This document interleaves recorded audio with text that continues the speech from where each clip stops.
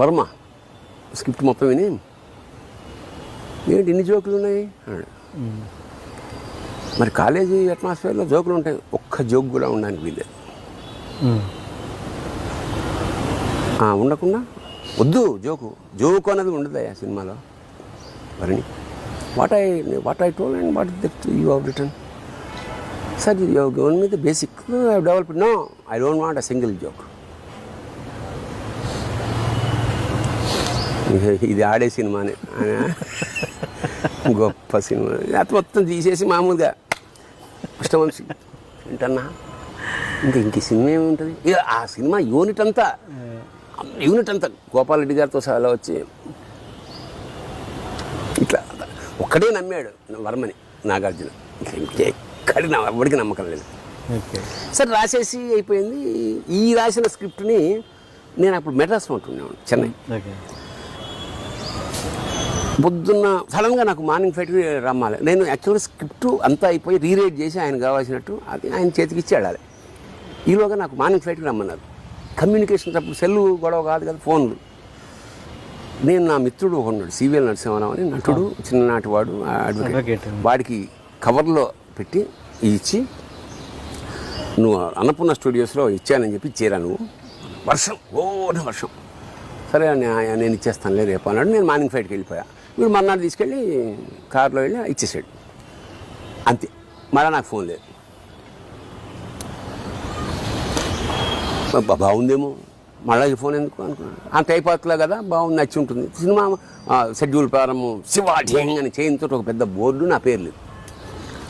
ఏది ఎప్పుడు cinema announcement అవుతుందిగా, Shiva అని చేయింతో ఎర్రగా, పేరు లేదు నాకు ఇక్కడ.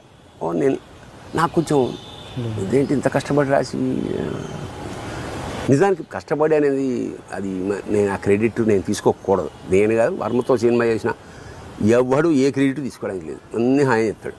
ఓకే, చెప్పేస్తాడు అతను. సరే టీకే ఎట్లా నేను చెన్నైకి వెళ్ళిపోయా. నాగేశ్వర కోడేట్ నాకు ఫోన్ చేసి, ఏమైనా సినిమా మొదలవుతుంది నెక్స్ట్ వీక్, మళ్ళీ రాలేదు నేనేం చేయను, వాళ్ళకి రెస్పాన్స్ లేదు అది ఏదో ఆయనకి కొంచెం అలిగాడు ఏదో విషయం, ఆ విషయం నాకు తెలీదు, అందుకని మధ్యలో వేరే వాళ్ళని కూడా పిలిపించాడు అవి ఇవి. సరే ఇప్పుడు ఏం చేయమంటున్నాను, ఒక్కసారి హలో అని ఈ ఊళ్ళోనే ఉన్నాడు.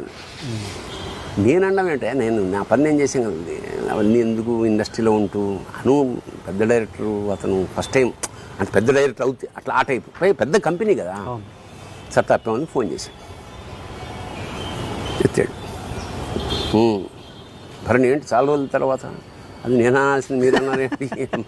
సరే ఠీక్, ఎప్పుడు అట్లాగే ఉంటుంది, రివర్స్ బ్యాచ్ కదా.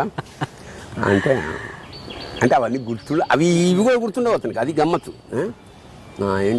ఏంటి అన్నాడు ఫోన్లో. నేను ఇమాజిన్ చేయగాడు ఆయన ఎలా అంటున్నాడు. సార్ సినిమా ఎప్పటి నుంచి, నెక్స్ట్ మీకు స్టార్ట్ అవుతుందిగా. అట్లా మంచి సార్, ఇక్కడ కాస్ట్యూమ్ కొనడానికి వచ్చాను. నెక్స్ట్ సినిమా అంటే క్షణక్షణం, ఇదే సినిమా నెక్స్ట్ స్టార్ట్ అవుతుంది, దాని కాస్ట్యూమ్ కొనడానికి చెన్నై వచ్చాను. సరే సార్ అయితే ఎక్కడున్నారు నాన్న, శాలిగ్రామంలో ఉన్నాను సార్. ఈవినింగ్ ఫ్లైట్ నాకు 7 o'clock, అదే ఈవినింగ్ ఫ్లైటు, వస్తే 5 గంటలకి మీ ఇంటికి వస్తాను, ఎక్కడ అడ్రస్ అన్నాడు. మీ వాళ్ళకి తెలుసునండి కారు వాళ్ళకి, ఉత్తి తీసేది కంటిన్యూ తుడుస్తున్నాడు. కానీ చెప్పాం కదా అతను అబద్ధం ఆడని.